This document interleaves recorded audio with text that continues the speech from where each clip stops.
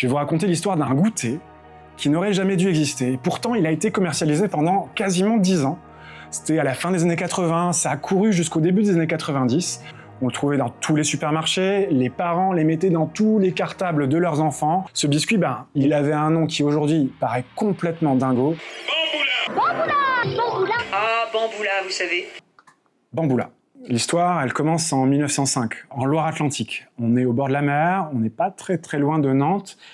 Et on se trouve dans une petite commune qui s'appelle Saint-Michel-Chef-Chef. C'est son nom. Il n'y a pas beaucoup de monde qui vit là-bas. Aujourd'hui, il y a 5000 et quelques habitants. À l'époque, j'imagine qu'il y a encore moins de monde, mais il y a quand même quelqu'un. Il y a un mec, il s'appelle Joseph Grelier. Son boulot, c'est pâtissier. Et il a une idée, c'est de lancer un petit biscuit breton, en fait, au beurre, qu'il appellera la galette Saint-Michel. La Bretagne. Ses menhirs et ses galettes Saint-Michel.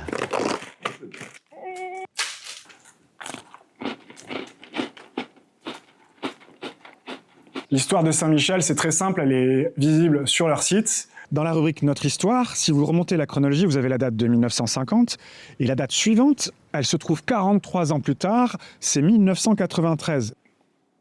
Sauf que dans ce laps de temps, il s'est quand même passé des choses, et particulièrement en 1987. En 1987, cette année-là, la biscuiterie Saint-Michel, elle décide de s'attaquer à un nouveau marché. C'est le marché des enfants, le marché des cours de récré. À l'époque, il faut se rappeler, chaque entreprise de l'industrie agroalimentaire qui veut s'adresser aux enfants, elle a besoin d'un héros. Et on se rappelle très bien de Malabar, on se rappelle de Pépito, on se rappelle du Prince de Lu. Prince, c'est tout lui. Il y a même les papous. Maintenant, il y a 2 galettes papous, noisettes et noix de coco. Et désormais, ils vont devoir affronter un nouveau héros.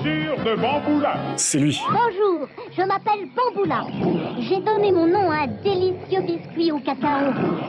Tu peux trouver les bandes dessinées racontant mes aventures dans chaque lot de 2 paquets Bamboula. De Saint-Michel, salut! Et porté par l'aura et, j'imagine, le capital sympathie que suscite ce personnage, le biscuit Bamboula de Saint-Michel, il va cartonner. Il suffit de regarder les commentaires sur YouTube. C'était mon biscuit préféré, délicieux petit Bamboula. Qu'est-ce que j'ai pu en manger de ces délicieux biscuits? C'était des bons gâteaux, tous les week-ends j'en prenais. Il est tellement cool, il est tellement populaire qu'il va même être invité en 1987 dans une émission de télé qui est la plus populaire du moment, un jeu télévision qui s'appelle Interville. On va trouver justement quelqu'un de couleur, ça va vous changer des blondes. Ah, Bamboula, vous savez. Bamboula, qui est ici le petit personnage qui chevauche son lion favori. Ok, donc dans le jeu là, vous voyez, il y a des candidats blancs qui sont déguisés en personnages de Bamboula. Ils n'ont rien trouvé de mieux que de traverser l'arène, ainsi de monter ce petit plan incliné qui va leur permettre de passer sur ce paquet géant. C'est un super coup de pub pour Saint-Michel. Des dernières créations, vous le savez Léon, des célèbres biscuiteries Saint-Michel. Et qui vont devoir attraper des biscuits Bamboula géants au milieu d'une arène. Bamboula, douceur. Bamboula, plaisir. Bamboula, saveur. En se faisant courser par des petites vaches. Avec les paquets de Saint-Michel, on pouvait gagner des BD, mais on pouvait aussi gagner un produit comme celui-ci. À l'époque, il n'y avait pas Spotify, il n'y avait pas Deezer, mais il y avait ça.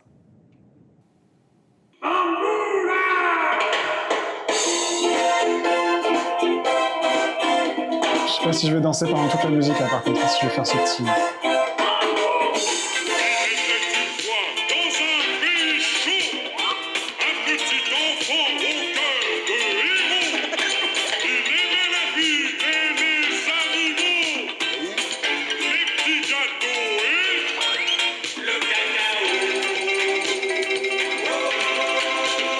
Bon allez, j'arrête.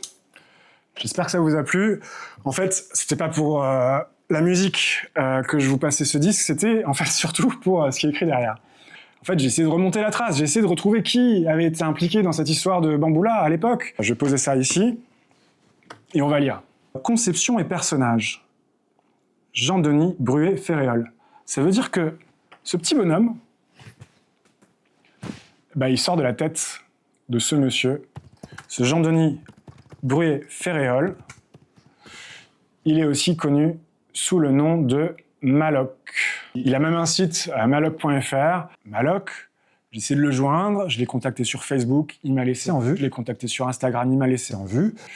Je l'ai contacté via son éditeur, pas de réponse, mais il a été interviewé dans un documentaire hyper intéressant qui s'appelle Le village de Bamboula. On y reviendra un peu plus tard, en 2022, pour France Télévisions. Et dans ce documentaire, il raconte très simplement le brief de l'agence de pub à l'époque. C'est d'imaginer, en dessin, un petit personnage de type africain pour des biscuits sablés cacaotés. Il se dit, ok, on va pas faire le cliché africain, on va aller chercher un personnage qu'on connaît tous, qui est culte pour beaucoup de monde à l'époque. Il est allé chercher Betty Boop. Et effectivement, ils ont la même petite tête ronde. Il va lui mettre un béret français, ici, et puis il va lui mettre la peau de bête de Tarzan. Et là, il précise, Jean-Denis, Tarzan, donc, héros blanc. Bon, rappelez-vous, pour Saint-Michel, l'enjeu, le but de toute cette manœuvre et de toute cette communication, c'est de conquérir les cours de récré. Et clairement, à en juger par tous les goodies, les figurines, les pins qu'on trouve encore aujourd'hui sur eBay et sur Le Bon Coin, ils ont réussi leur coup. Bonjour, je recherche tout objet sur les biscuits des galettes Saint-Michel, entre autres Bamboula, à la vente ou à l'échange. Quelques boîtes, objets publicitaires en double. Merci. Bonjour Alain. Ça va et toi? Ouais. Elle est où ta collection? Ah, suis-moi. Ma petite collection. J'ai la tirelire, une petite règle, des pins, un cerf-volant, pas mal de bandes dessinées, 22, 23, les deux petits personnages Bamboula, le tableau magnétique, 42 pièces, c'est tout. Ok, bah, c'est pas mal. Ouais, ça je l'y vais à vendre seul, 100 €. Quoi ça là? Le tableau. Ouais. Je l'y vais à vendre seul. Je l'ai vu, il est parti à 100 € sur eBay. Sur eBay? Ouais, il y a quelques temps de ça. Je dis, à ce prix-là, je prends pas. Normalement, tu me mets au mur. J'ai 59 ans. J'étais conducteur routier, mais comme je suis né à Saint-Michel, j'habitais longtemps à Saint-Michel, j'étais pompier volontaire. Bah, tout ce qui touche les galettes Saint-Michel, ça m'intéresse. Et Bamboula, c'est une partie. Les lacets, c'est marqué Bamboula sur les... Là.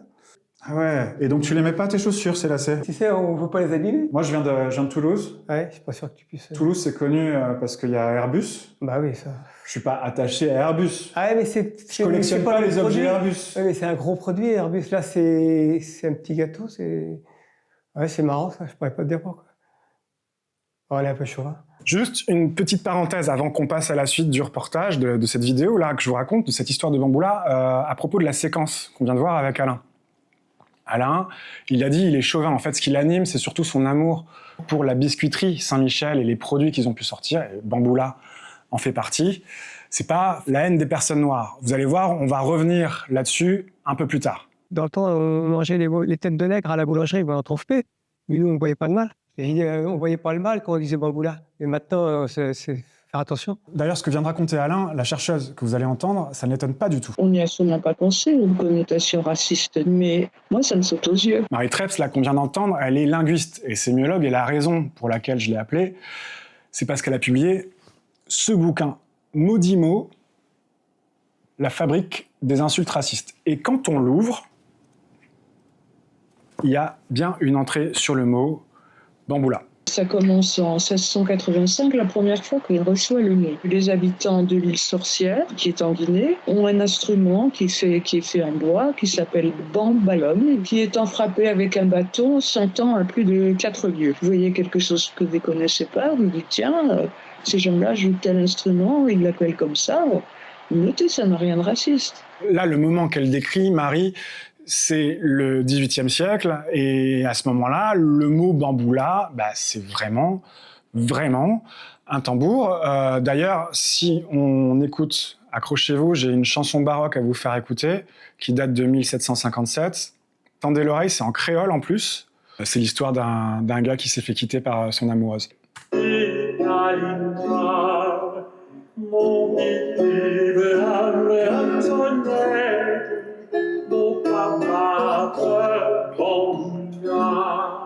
Je ne bats plus le bamboula, je ne bats plus le tambour, quoi. Ce qui se passe en revanche à cette époque, ce qui est en train de se construire, c'est deux choses. La première chose, c'est la structuration du commerce triangulaire. En fait, en France, on est en train de devenir un pays qui s'enrichit en vendant des esclaves noirs. Et Nantes, rappelez-vous, c'est pas loin de Saint-Michel-Chef-Chef, Nantes, ça devient pendant longtemps, pendant des dizaines d'années, le premier port de la traite négrière. 42% des expéditions partaient de Nantes à l'époque. La deuxième chose qui se passe à cette époque-là, c'est que la France est en train de devenir un empire colonial et très rapidement, au XIXe siècle, la moitié de l'Afrique devient française. Si bien que, en 1914, quand éclate la Première Guerre mondiale, Dans les tranchées, on a vu à la fois des Français et des tirailleurs sénégalais qui avaient été colonisés. Et à ce moment-là, pendant les moments où on se détend, on les voit danser. C'est là qu'arrive le mot « faire la bamboula ». C'est une danse au son de ce tango. bon, et c'est ce même tirailleur sénégalais, plutôt souriant, sympathique, qu'on va retrouver dès 1915, en pleine guerre mondiale, plaqué sur les boîtes de chocolat d'une toute nouvelle marque de chocolat en poudre, Banania. Et ce Banania, ça va devenir le petit déjeuner préféré des Français pendant des décennies et des décennies. On va retrouver ce même visage, tout content de faire la Première Guerre, sur les tables de petit déjeuner de toutes les familles françaises. Spontanément, et la couleur du chocolat a fait penser au noir. Et peut-être que ce soit des enfants ou du tirailleur sénégalais avec son grand sourire, ces éléments sympathiques font avaler la pilule du racisme. Bon, on va pas aller trop vite, je rappelle juste les dates. 1915, c'est l'apparition de Banania, avec son tirailleur sénégalais. Il faut attendre 70 ans, en fait, pour que Bamboula arrive dans les rayons des supermarchés. 1987. En fait, qu'est-ce qui s'est passé entre-temps ? Rien. C'est toujours le même historique, le même héritage colonial et raciste qui se joue à travers le marketing de ces marques de l'agroalimentaire. Bon, maintenant, je vais vous faire écouter Saga Bamboula. Regarde-moi, c'est la danse de là-bas. Bamboula. Ok. Cette cassette, elle m'a permis d'avancer dans ma petite enquête, notamment en appelant ce monsieur, Christian Daré, qui est un des auteurs. Ouais, je suis assez pantois d'avoir participé à un truc pareil, quoi. À l'époque, j'avais 30 ans de moins. J'avais une boîte qui s'appelait Belle Appart, qui contenait un studio d'enregistrement, mais on faisait des concepts sonores pour des marques. On a fait Les Tendrelins pour Cajoline. C'est moi, Cajoline. On a fait la chanson des Saint-Jomo. Daki Homo Micro et Crapoto Basta Fuite. Alors c'est l'époque des livres cassettes. Moi je faisais beaucoup de livres cassettes pour enfants. Et je me souviens bien qu'on m'a demandé de faire une chanson. Après la sortie de Saga Africa de Yannick Noah,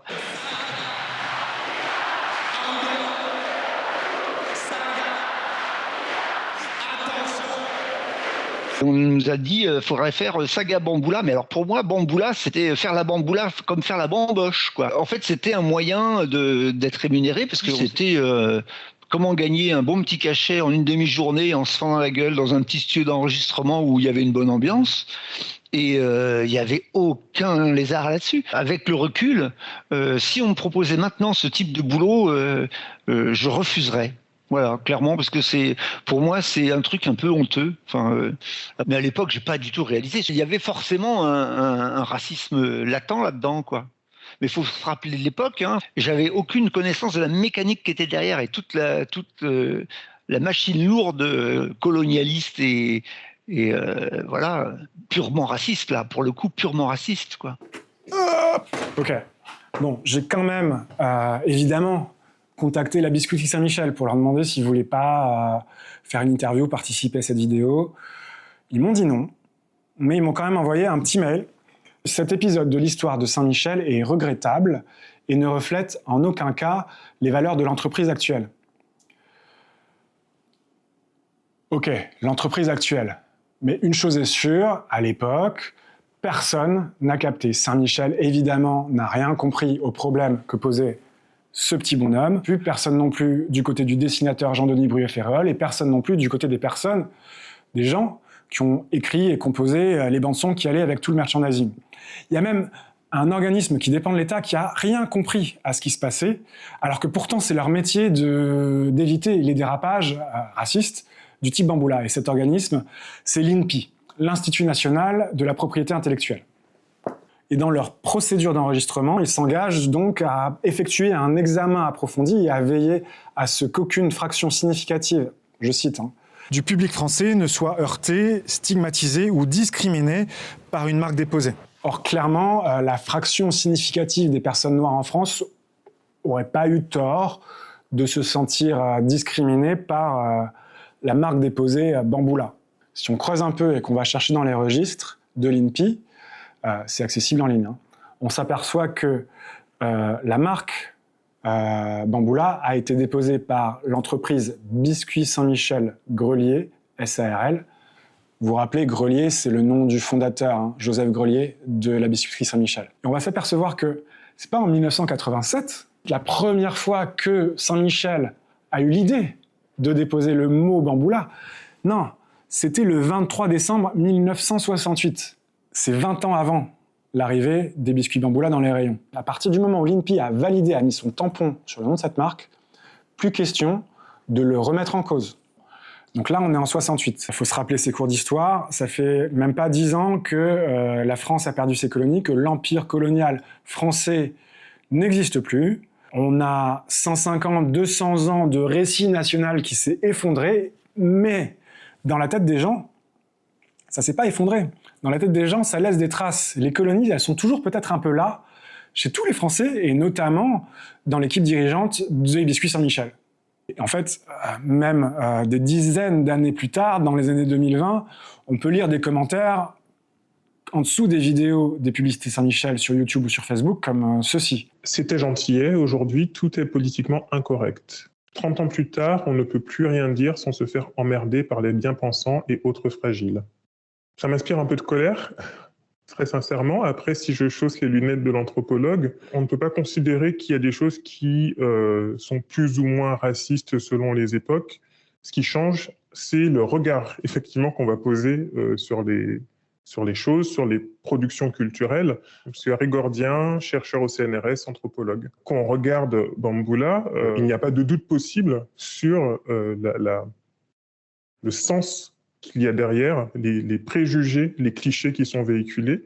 Ce qui questionne plutôt, c'est pourquoi ça n'a pas été vu à l'époque. Il y avait moins en France l'habitude de poser la question de l'antiracisme, de la négrophobie et des formes de préjugés qui visent les populations identifiées comme noires. Ça, c'est un premier élément.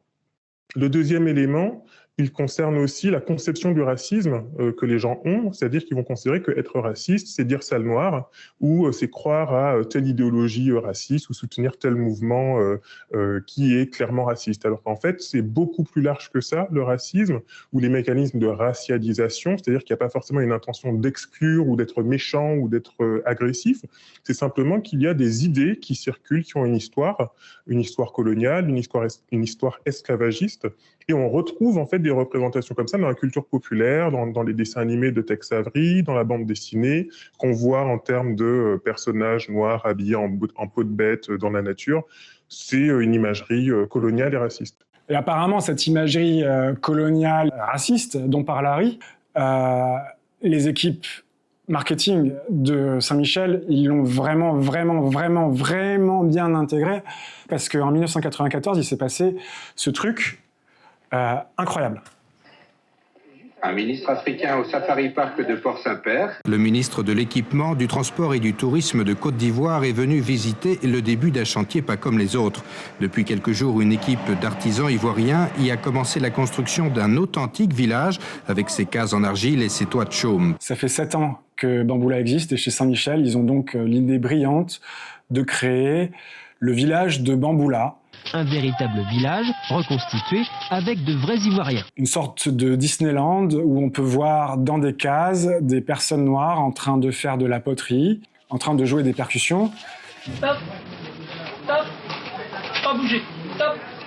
Et même comble de l'exotisme, des femmes qui dansent à moitié nues. Du coup, sur le bord de la route, l'affiche là qui promeut le safari africain de Port-Saint-Père, avec cette femme au sein nu sur la gauche, C'est exactement la même que l'affiche de l'exposition coloniale de Lyon en 1894.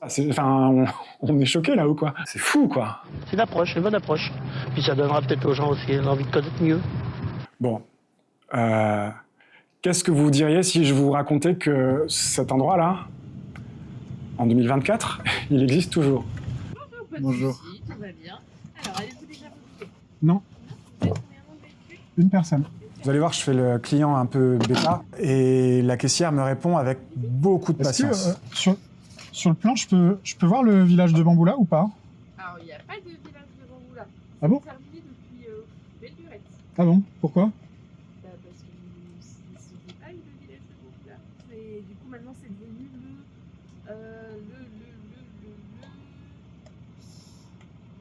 sentier des... Non, le chemin de la Brousse. Le chemin de la Brousse. Voilà, exactement. D'accord. Ça fait combien de temps que ça n'existe plus? On m'avait dit que c'était super. En fait, c'est la même chose, sauf que ça a changé de nom. D'accord. Parce que le nom n'était pas... Là, en fait, elle bouge les lèvres. Hein. On l'entend pas très bien parce que, évidemment, je lui avais pas posé de micro. Elle dit juste ça a changé de nom parce que le nom n'était pas terrible. Merci. Bonne journée. Bonne journée à vous. Bon, ça n'a pas fait que changer de nom, vous allez voir, puisque la mascotte Bamboula a été remplacée par Kirikou et les Ivoiriens par des Lémuriens. Et tout ce qui reste des danseuses au sein nu, c'est ça. Pour comprendre ce qui s'est passé là-bas à Port-Saint-Père, dans ce safari park, il faut revenir en 1994. Près d'une trentaine de personnes, dont plusieurs enfants, animent ce village 7 jours sur 7. Avec quel statut, quel salaire, le parc ne s'en préoccupe pas. Il y a 2 fillettes de 12 ans, qui nous semblent, on les a vues, nous semblait qu'elles avaient à peu près 12 ans. Il y a un garçonnet de 10 ans et demi qui font partie de la troupe et qui assurent les représentations chaque jour. Ces enfants ne sont pas accompagnés de leurs parents, qui sont restés en Côte d'Ivoire, et ces enfants ne sont pas scolarisés, et c'est une honte. Mais moi, quand je vois ça, j'ai vraiment l'impression de voir les derniers animaux du parc, quoi. C'est mal présenté. Finalement, c'est sur des critères, pas de racisme, mais sur des critères de droit du travail que quelques mois plus tard, le Safari Park de Port-Saint-Père va fermer le village de Bamboula. Les Ivoiriens vont rentrer chez eux. Et du côté de Saint-Michel-Chef-Chef, la biscuiterie va être rachetée par un grand groupe allemand qui s'appelle Balzen et qui va décider de se débarrasser de cet encombrant biscuit, le Bamboula. Aujourd'hui, si vous cherchez un goûter chocolaté dans les rayons de supermarché parmi la gamme de ce que propose Saint-Michel, il n'y aura pas de Bamboula, mais vous trouverez sans doute un produit dont le nom vous rappellera sans doute quelque chose, le tam-tam.